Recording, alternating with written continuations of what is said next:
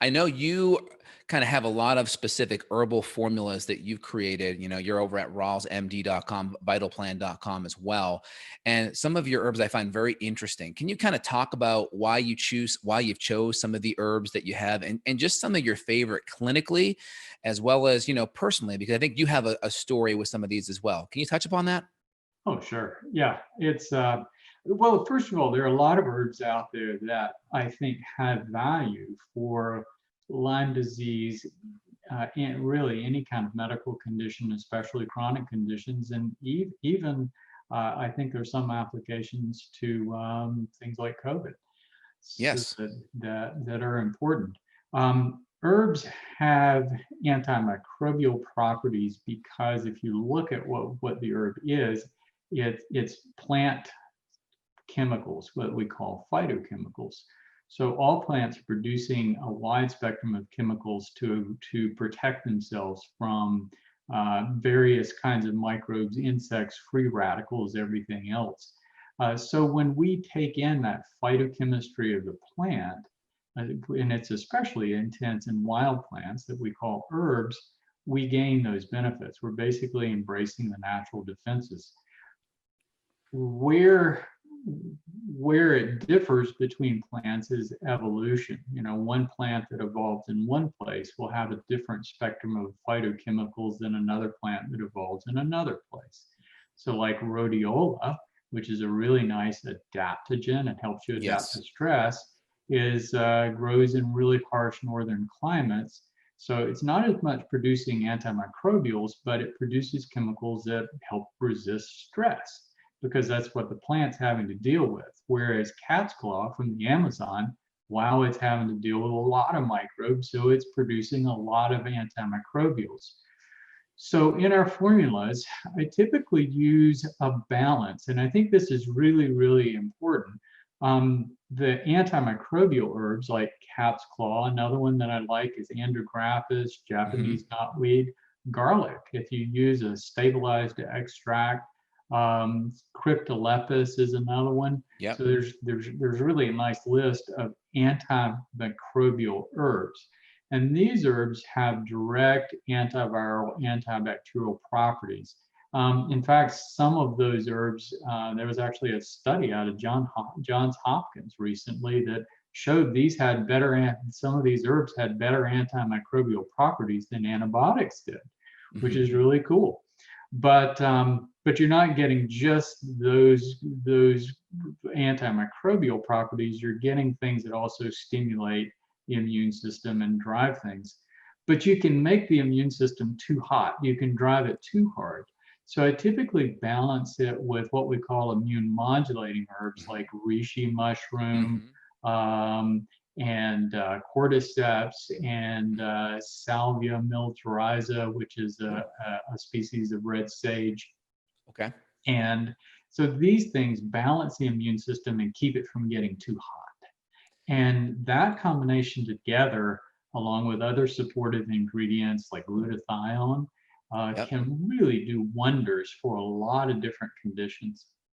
Now, I find a lot of medical doctors that kind of jump on the functional medicine or like the co-infection Lyme bandwagon. A lot of them go really heavy on antibiotics. And I notice you haven't really taken that path. Have you evolved to this position? Were you more on the antibiotic path? Is there a place for antibiotics? It seems like you lean more to the herbs because it's of the immune building qualities, the immune modulation, the viral replication, a little bit more supportive than killing. What's your take on the strategy that you've chosen versus some of the antibiotics? Yeah, again, fate drives where you go in life so Yeah. much. And I'd struggled with fibromyalgia for years, and to get over that, I started changing my diet, doing better health habits, etc. Started doing some herbs, but then I found out that I had the microbes with Lyme, so I immediately jumped on antibiotics, and they made me much sicker very Mm. rapidly. So I really was forced in this other direction of herbal therapy. And it was really years before I started figuring out why, what's going Hmm. on here. I just said there's a study from John Hopkins showing that some of these herbs work better than antibiotics. Hmm. So why are antibiotics such a problem? The problem with antibiotics is they're indiscriminate. They target Hmm. specific microbes, and they're very intense. So what happens when you use an antibiotic is you start a race. As soon as you start that antibiotic, it's like, will I kill off the microbe I'm targeting before I kill off all my normal flora and destroy my gut and my system, Right. which trashes my immune system even worse. So when you look at acute infections, an acute pneumonia, acute Lyme disease, antibiotics are effective because they knock down the numbers. But this thing that antibiotics eradicate microbes is an absolute myth. There is no Hmm. antibiotic on earth that will completely eradicate a pathogen.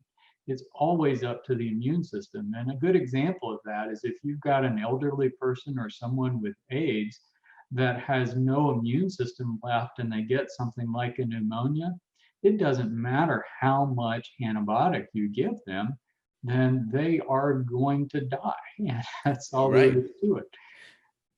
So I find that to be 100% true, where antibiotics may be better for more acute infection, but like you yep, said, I think combining the herbs along with it or right after it, just because of the immune building effects. There's also a lot of data on the fact that antibiotics can create a lot of mitochondrial damage and oxidative stress. And I absolutely.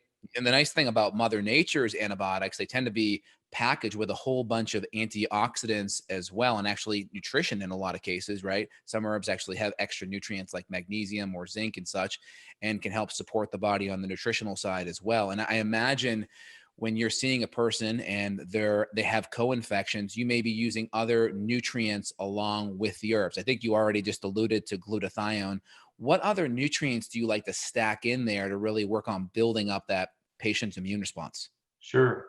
Well, just to finish it up on the herbs, Yes. when you look at that complex phytochemistry of the herb, you've got to think about the fact that the plant, it has to kill off the pathogens and not destroy its own normal flora. So Yes. one interesting factor that I found with herbs is herbs tend to balance the microbiome. They don't kill the normal flora like antibiotics do. So you can use them long term for years and years and years without having bacterial resistance and without disrupting normal flora. So that makes them a really, really useful tool.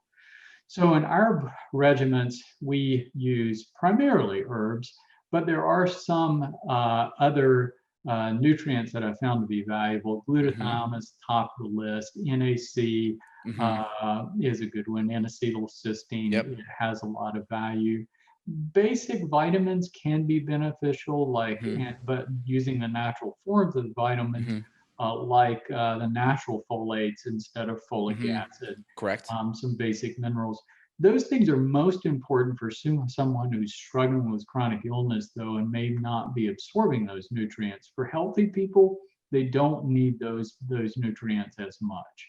Hmm. But struggling with chronic illness, I think they can be very important in that recovery process.